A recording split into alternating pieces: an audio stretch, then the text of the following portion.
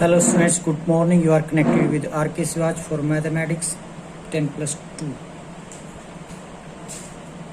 Today's our topic is matrix continued chapter name, and we are going to discuss about the solution of the exercise 5.4 sum 2 to above.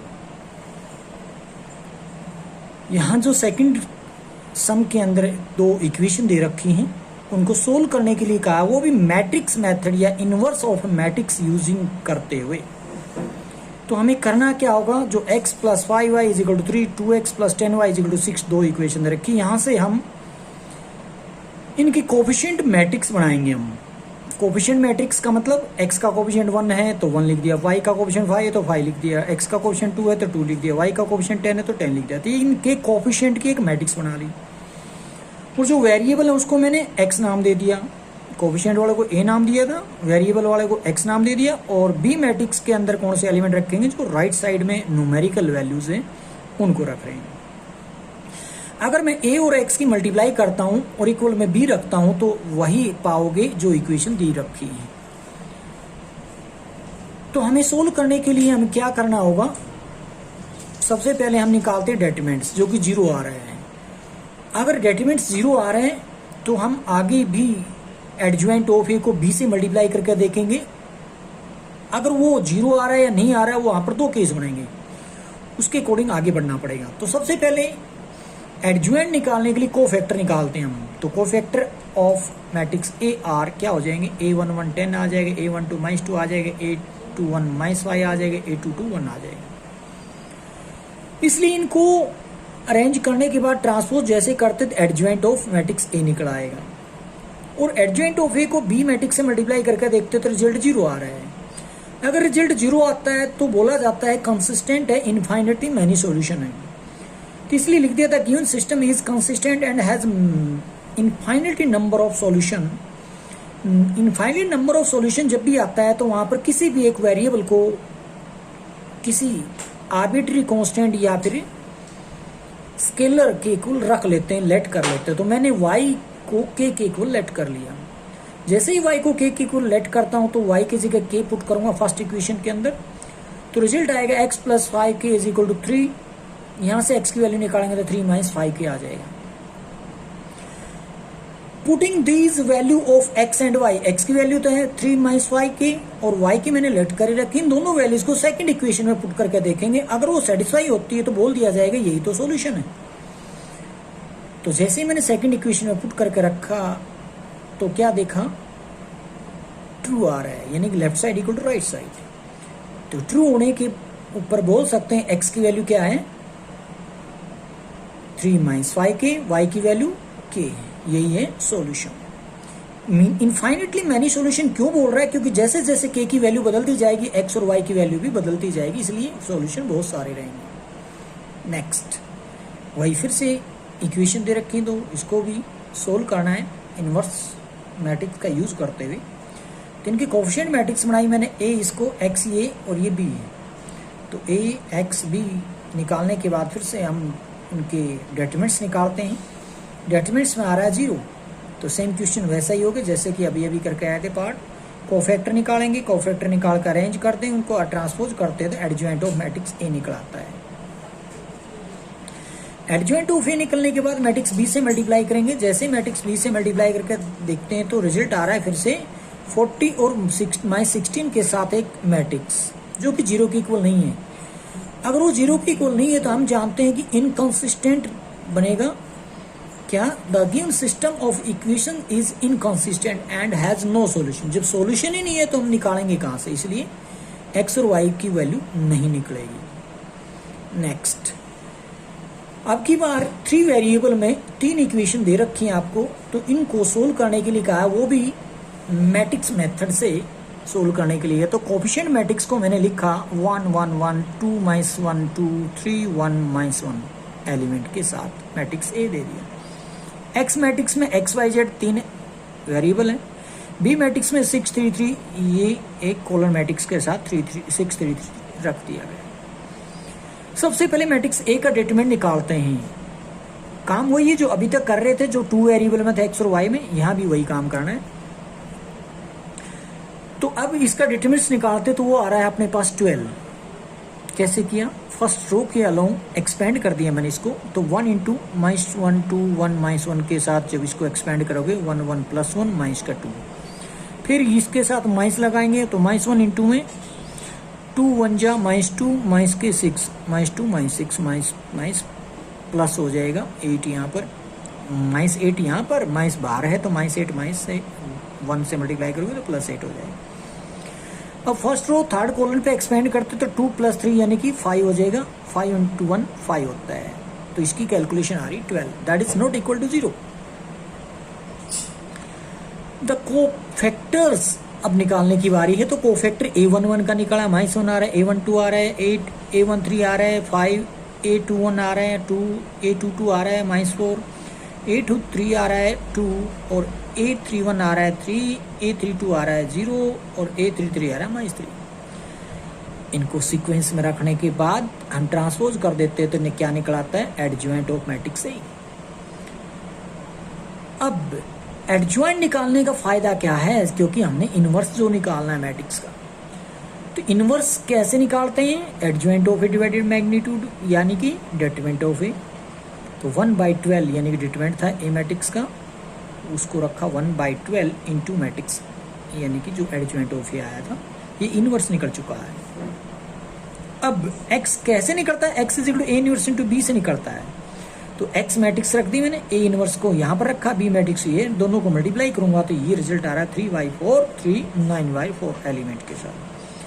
Comparison करते हैं तो x की value 3/4, y की value 3 है, z की value 9/4 आ रही है, वही रखी, दीज आर द सॉल्यूशन।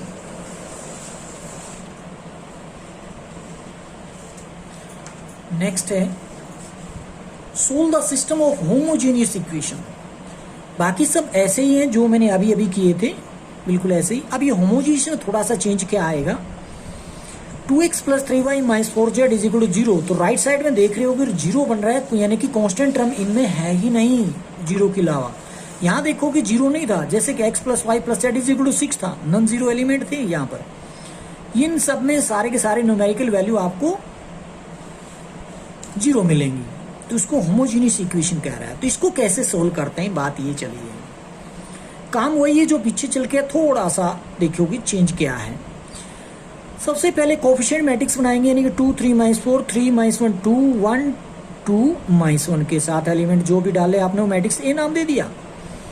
अब सबसे पहले इसका रिजल्ट क्या आ रहा है डिटरमिनेंट का, वो माइनस 19, अगर माइनस 19 आ रहा है यानी कि 0 के इक्वल नहीं है, तो नॉन सिंगुलर मैट्रिक्स है। अब नॉन सिंगुलर मैट्रिक्स है तो इसका कोई ना कोई सॉल्यूशन जरूर रहेगा, वो क्या रहेगा, x y z तीनों की वैल्यू 0 रहेगी। Hence A is non-singular and thus the given system equation has a trivial solution x y z is equal to 0.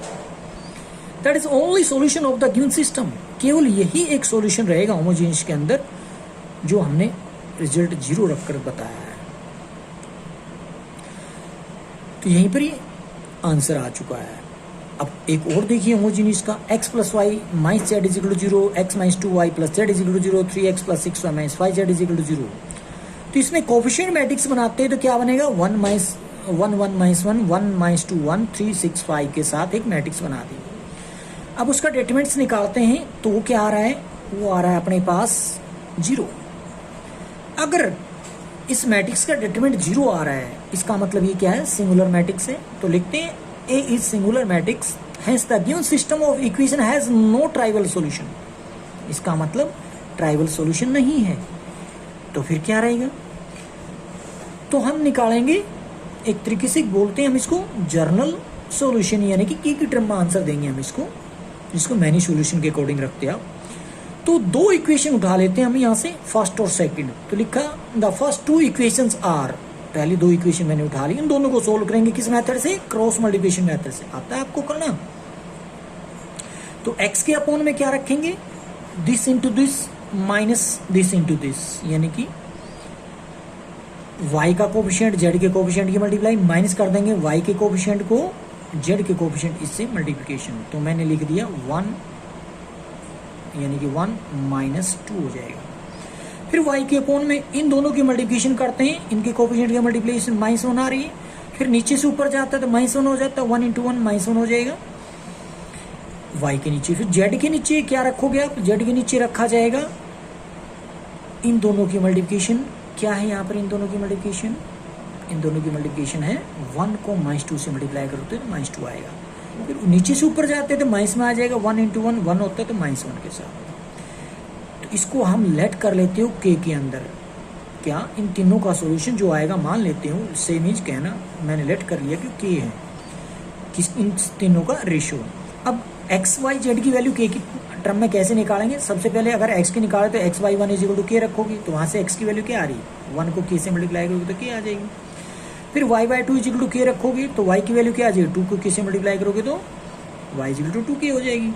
फिर आप रखोगे केवल इतना z by 3 is equal to k, तो z की वैल्यू 3 इधर डिवाइड उधर जाकर मल्टीप्लाई, यानी कि z is equal to 3k बन जाएगा, वही मैंने लिख दिया, x y z की वैल्यू आ चुकी है। अब इन्हीं को किसको x y z की वैल्यू को इसको थर्ड इक्वेशन जो बची उसके अंदर सेटिस्फाई करता है कि नहीं करता है वो देखते हैं हम। तो this solution satisfy the third equation, देखा हमने 0 इक्वल टू 0 आ रहा है, hence the required solution is x की वैल्यू क्या आई k, y की वैल्यू 2k, z की वैल्यू 3k, बस वही रखते, दीज आर द सॉल्यूशन। अब बाकी इसके जो क्वेश्चन थे ऐसे ही आप सोल्व कर लें। अब एक मैट्रिक्स A दी रखी है, मैट्रिक्स B दे रखी है, फाइंड आउट करने के लिए क्या है A इंटू B, यानी कि दोनों मैट्रिक्स की मल्टीप्लिकेशन। अब कह रहे हो कि मैट्रिक्स तो हमने बहुत पहले कर ली, ये क्या पूछ रहे हो, क्योंकि ए बी के मल्टीप्लिकेशन के बेस के ऊपर क्वेश्चन इसको सोल्व करने के लिए कहेगा, बहुत ज़्यादा हेल्प मिलेगी आपको। देखिएगा कैसे, पहले ए और बी की मल्टीप्लिकेशन आपको आती होगी, फर्स्ट रो को फर्स्ट कॉलम से ये आया, फर्स्ट रो को सेकंड कॉलम से ये आएगा, फर्स्ट रो को थर्ड कॉलम से ये, इस तरीके से सेकंड रो थर्ड रो को ये मिल जाएंगे। तो जो कि मेरे को आगे बढ़ के मेरे को नजर आ रहा है 6 कॉमन लेने के बाद 6 इंटू आइडेंटिटी मैट्रिक्स जो कि 3 ऑर्डर की है, मैंने लिख दिया 6 इंटू I3। क्या ए बी की मल्टीप्लिकेशन 6 इंटू I3। अगर ए बी की मल्टीप्लिकेशन 6i है तो ए इनवर्स से आप मल्टीप्लाई कर लें, वो भी pre multiplication with A inverse, तो क्या आ जाएगा A inverse is equal to b by 6 बन जाएगा। तो A inverse is equal to b by 6 बन जाएगा। अब ए इनवर्स यानी कि डायरेक्टली निकालने में बहुत ज़्यादा हेल्प होगी ना अपने को। वैसे तो अगर इनवर्स निकालते तो आप पहले एडजॉइंट निकालते, उसके डिटरमिनेंट से उसको डिवाइड करते, उसके लिए डिटरमिनेंट भी निकालना पड़ता, कोफैक्टर भी निकालना पड़ता, बहुत लंबा प्रोसेस था। अब ए बी की मल्टीप्लिकेशन जो आई आने की वजह से हमें बहुत ईजी हो गया, यानी कि बी मैट्रिक्स को 6 से डिवाइड कर देते तो क्या आ जाता है, ए का इनवर्स निकल आता है। तो ए का इनवर्स आप कहोगे ए का इनवर्स, इसको सोल्व करने के लिए क्या कह रहे हो आप, बिल्कुल बताऊंगा। तो आप ध्यान दो 1 मिनट के लिए, ये इक्वेशंस हैं, इनको आगे कह रहा है यूज दिस, इसका यूज ए बी की जो मल्टीप्लिकेशन इसका यूज करते हुए इन इक्वेशन को सोल्व करना है। अब कहोगे इसके इक्वेशन जो मल्टीप्लाई की उसका इसके इक्वेशन से क्या लेना देना, बिल्कुल है। अगर आप ध्यान से देखो तो x माइनस वाई और प्लस जेड 0 है इज इक्वल टू 3, तो कहने का मतलब इनके कोफिशिएंट मैट्रिक्स की बात करूं तो 1 माइनस 1 0 आएगा। एक बार ध्यान दो 1 माइनस 1 0, मैट्रिक्स वही तो है ए। फिर 2 3 4, ये देखिए 2 3 4, इसमें 0 1 2, क्योंकि x है ही नहीं तो इसका मतलब 0x होगा, तो 0 1 2 कोफिशिएंट रहेंगे, 0 1 2 कोफिशिएंट नजर आ रहे हैं। कहने का मतलब जो इससे कंपैरिजन करके इनके कोफिशिएंट से जो मैट्रिक्स बनाओगे वही बनेगी जो इसने ए दे रखी है। इसका मतलब a x b अपने पास 3 17 7 एलिमेंट के साथ रही बनेगी, x के अंदर x y z बनेगा। तो उसको हम सोल्व करते हैं तो ax is equal to b, तो क्या बनेगा x is equal to a inverse b रहेगा। तो a का इनवर्स निकालना पड़ेगा, a वही है जो हम पहले से निकाल चुके a का इनवर्स यहाँ से, तो बस b को मल्टीप्लिकेशन करना है। b में कौन है 3 17 7, एक कॉलम मैट्रिक्स बनी है, उसको मल्टीप्लाई कर देंगे किस चीज से, ए इनवर्स को। तो ए इनवर्स यहीं से उठा लेंगे, इसीलिए उसने कहा था यूज दिस, इसका यूज करना है और इसको सोल्व करना है, तो इसका मैंने यूज किया ना, ए इनवर्स यहाँ से उठाया जो ए बी ने दिया अपने को, तो वहां से ए इनवर्स उठाकर बी से मल्टीप्लाई करोगे तो एक्स निकल रहा है, ये हमने यहाँ पर देखा था।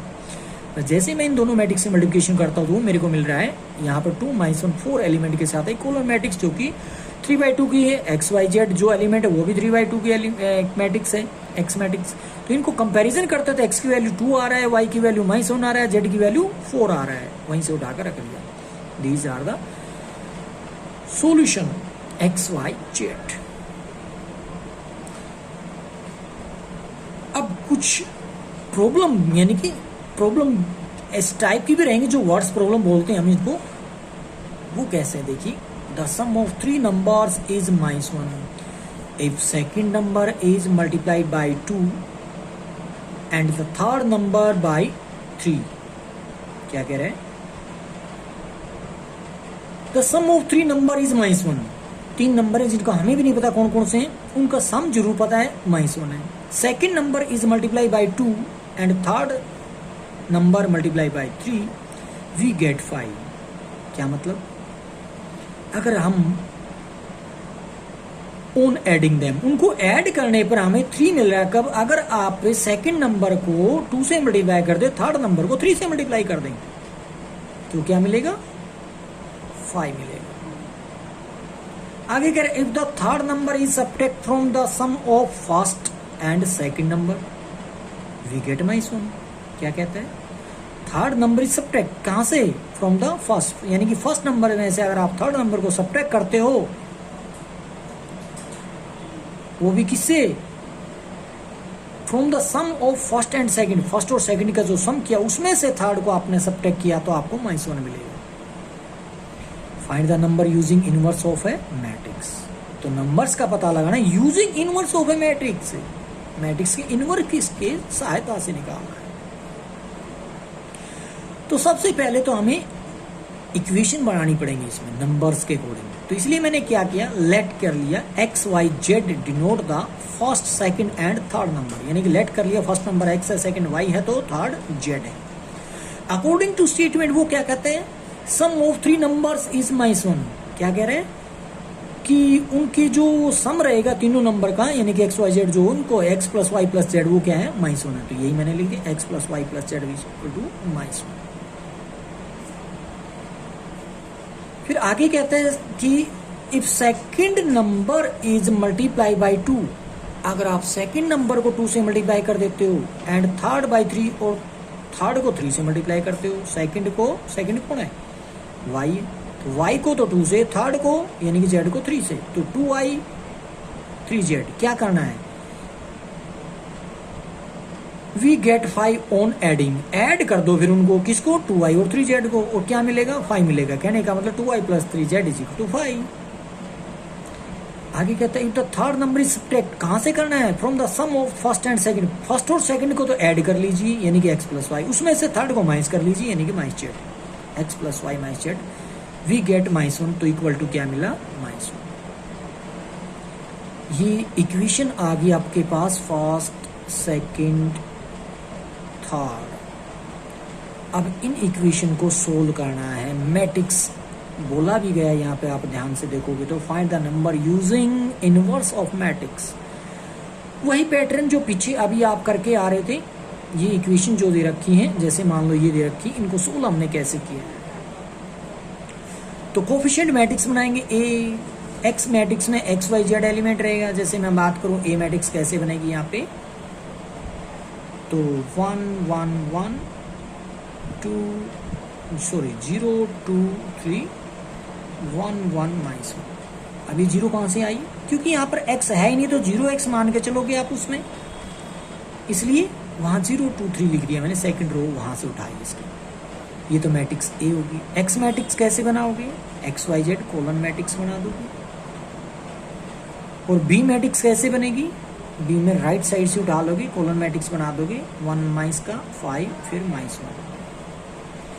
तो ए इनवर्स निकालेंगे, यानी कि एक्स कैसे निकलता है? ए इनवर्स को आप बी से मल्टीप्लाई कर दोगे, तो ए का इनवर्स निकालो, बी मैट्रिक्स से मल्टीप्लाई कर दो, कंपेयर कर दो, एक्स वाई जेड की वैल्यू आ जाएगी जैसे पहले किया था।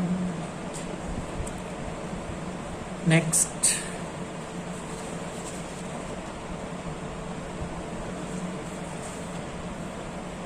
यहाँ देखिए और है उसी टाइप से वर्ड्स प्रॉब्लम। क्या है यहाँ पे? The cost of 4 kg onion, 3 kg wheat, 2 kg rice is 60। वो कहता है 4 kg ऑनियन, 3 kg व्हीट और 2 kg राइस, तीनों का मिला के 60 रुपये कीमत बनती है। मुझे नहीं पता ऑनियन का क्या रेट है, बट वेट का पता है 4 kg है, वीट का पता है 3 kg है, राइस का पता है 2 kg है। इनके वेट का पता है, रेट का नहीं पता है। ठीक है जी, आगे बढ़ते हैं। The cost of 2 kg onion, 4 kg wheat, 6 kg rice is 90। यानी कि आपकी बार 2 kg onion, 4 kg wheat, 6 kg rice कितने का है? 90 का है। Cost of 6 kg onion, 2 kg wheat and 3 kg rice कितना है? 70। Find the cost of each item पर kg by using matrix method. वैसे आपकी हेल्प के लिए उन्होंने लिख भी दिया है, मैट्रिक्स मेथड का यूज करते हुए इसकी कॉस्ट निकालनी है। तो क्या करोगे? इक्वेशन बनाओगे। इक्वेशन यहां पे बनाने के लिए हम क्या कह रहे हैं? लेट करना पड़ेगा। क्या? जैसे कि मैंने लेट किया x y z denote the cost of onion, wheat and rice per kg respectively. तो एक्स जो है वो कॉस्ट किसकी रुपीज में अगर बात करूं तो मैं 1 kg ऑनियन की है, और वाई कॉस्ट किसकी है? 1 kg व्हीट की है। जेड कॉस्ट किसकी है? 1 kg राइस की है। पर केजी का मतलब 1 kg रहेगा। तो इनकी कॉस्ट है, तो इसके अकॉर्डिंग हम बनाएंगे इक्वेशन। तो according to the statement 4x 3y 2z is equal to, add कर दे तो 60, क्योंकि तीनों की कॉस्ट बता रहा है 60।